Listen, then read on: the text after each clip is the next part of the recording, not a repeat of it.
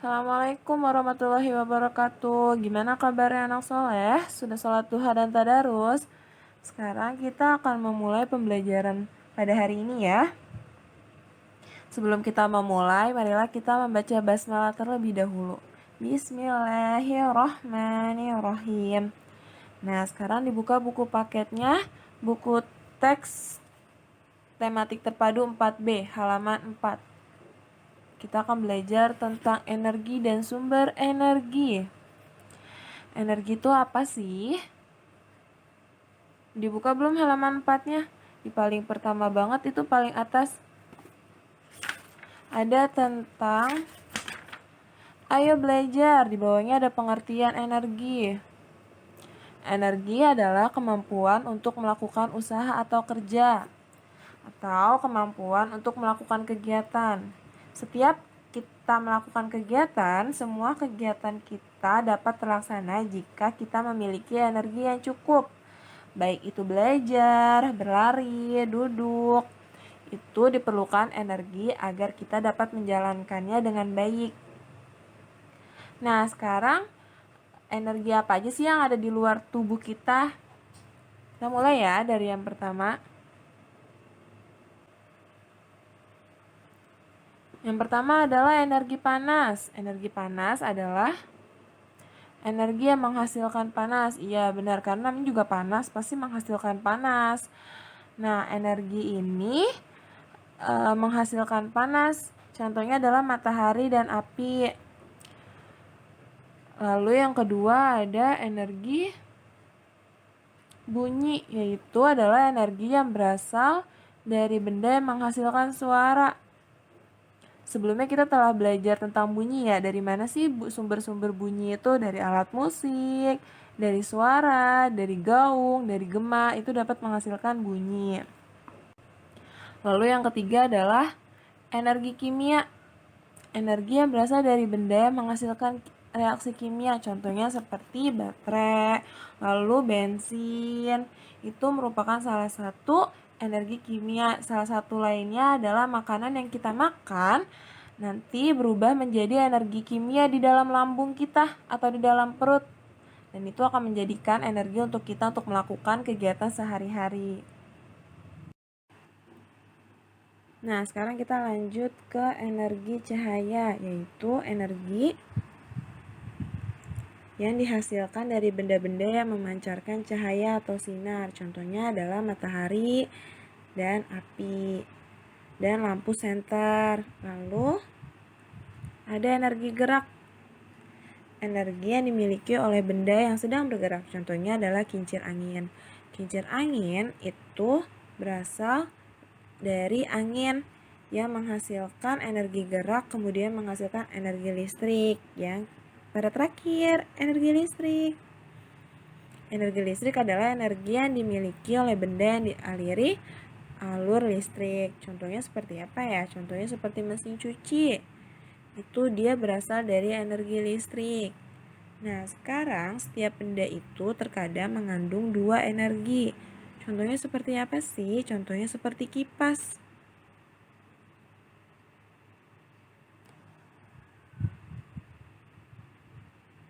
Nah, sekarang kita lanjut ke sumber energi. Sumber energi itu apa? Sumber energi adalah sesuatu yang menghasilkan energi. Ya, contohnya misalkan kayak panas. Itu panasnya dapat dari mana sih? Dapat dari matahari. Sekarang kita lihat ya sumber-sumber energi. Sumber energi adalah sesuatu yang menghasilkan energi. Contohnya yang pertama, part 1, yaitu adalah matahari, merupakan sumber energi terbesar di bumi yang tidak akan pernah habis sumber daya energinya. Merupakan sumber energi cahaya dan panas, yaitu memberi cahaya pada siang hari dan dapat mengeringkan baju. Lalu ada air yang mengalir. Air yang mengalir merupakan sumber energi gerak.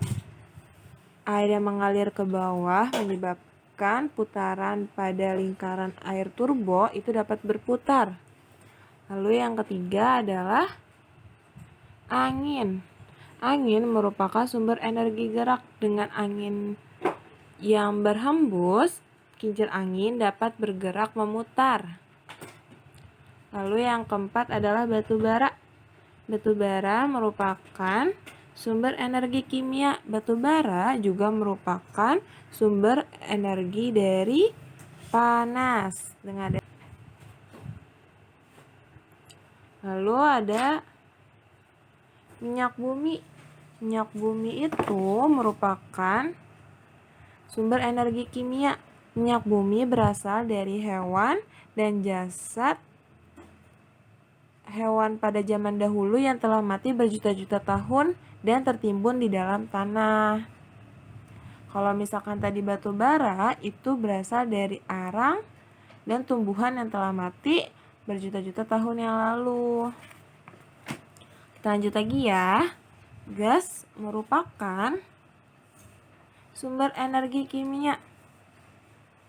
Batu bara, minyak bumi, gas merupakan sumber energi yang tidak dapat diperbarui. Oleh sebab itu, kita sebagai manusia harus berhemat. Karena kalau kita tidak berhemat, di masa depan, cucu-cucu kita atau orang yang akan hidup di masa depan tidak akan bisa merasakannya karena kehabisan. Karena mereka itu adalah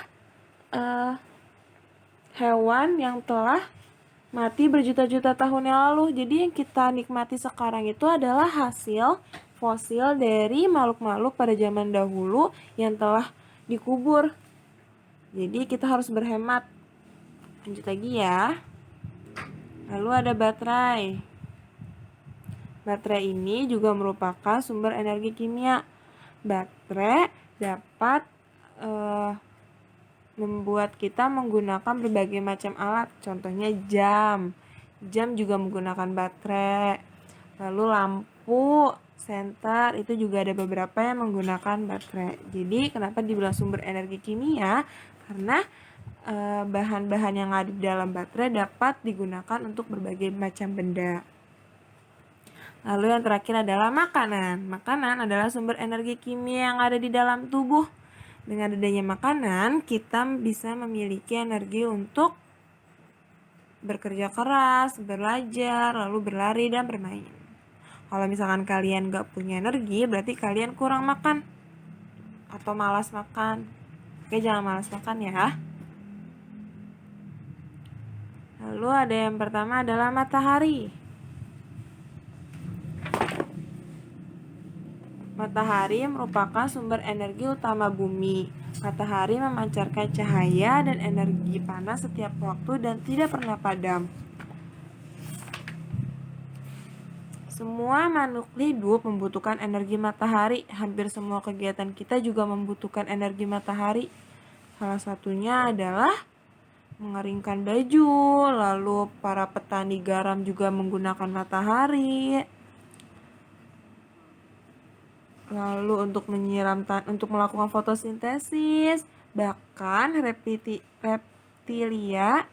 juga membutuhkan matahari agar kulitnya dapat berganti jadi kering dan berganti, seperti ular. Nah, sekarang kita lihat nih matahari apa aja sih fungsi-fungsinya atau manfaatnya. Ada di halaman 7, coba dibuka halaman 7-nya dibalik. Yang di Ayo Belajar. Matahari merupakan sumber energi utama di bumi. Matahari memancarkan energi cahaya dan energi panas setiap waktu dan tidak akan pernah habis. Energi tersebut sangatlah penting bagi kehidupan di bumi. Apa saja peran energi matahari bagi kehidupan di bumi? Berikut ini peran dan manfaat. Yang pertama adalah untuk menjaga kehangatan suhu tubuh. Kehangatan suhu tubuh, ya jadi kalau misalkan lagi kedinginan, kita bisa berjemur. Jika tidak ada panas matahari, bumi akan menjadi dingin dan air akan membeku. Yang kedua adalah pergerakan bumi pada porosnya menyebabkan adanya bagian bumi yang menerima cahaya dan bagian bumi yang tidak. Itu yang menyebabkan perbedaan waktu. Jadi saat kita siang hari di belahan dunia lain itu adalah saat malam hari. Jika tidak ada Maka kalau jika tidak ada cahaya matahari, tentu bumi akan gelap terus-menerus.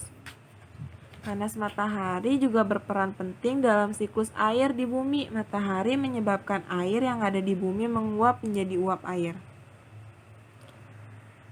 Nah, uap air itu penting untuk uap air itu akan mengumpul di atas dan menjadi awan. Nah, ketika sudah berkumpul di atas, awan tersebut akan menjadi hitam dan menjadikan turun dalam bentuk hujan. Bagi tumbuhan, energi matahari berperan dalam fotosintesis. Dalam pembuatan makanan, hasil fotosintesis diedarkan ke seluruh bagian tumbuhan sehingga tumbuhan dapat tumbuh dan berkembang biak. Matahari juga membantu proses pengeringan pada pakaian yang basah sehingga menjadi kering. Lalu matahari mengakibatkan air laut menguap. Peristiwa ini dimanfaatkan untuk para petani garam membuat garam.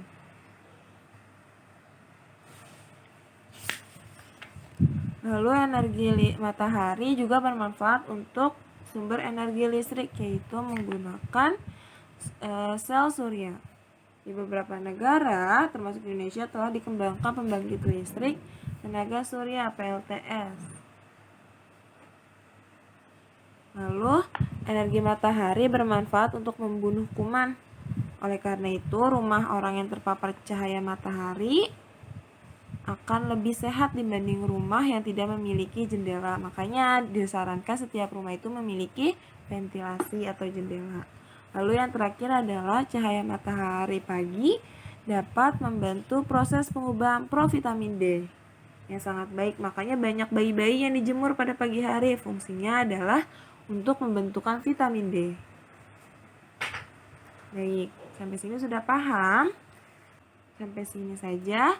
Mohon maaf jika ibu ada salah kata. Assalamualaikum warahmatullahi wabarakatuh.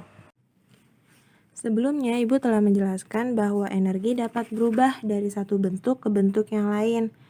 Misalnya adalah kipas angin. Kipas angin merupakan perubahan energi listrik menjadi energi gerak. Energi listriknya tidak dapat dilihat. Kita hanya dapat melihat stop kontak yang telah dicolokkan oleh kabel kipas angin. Kemudian, setelah kita menyalakan kipas angin,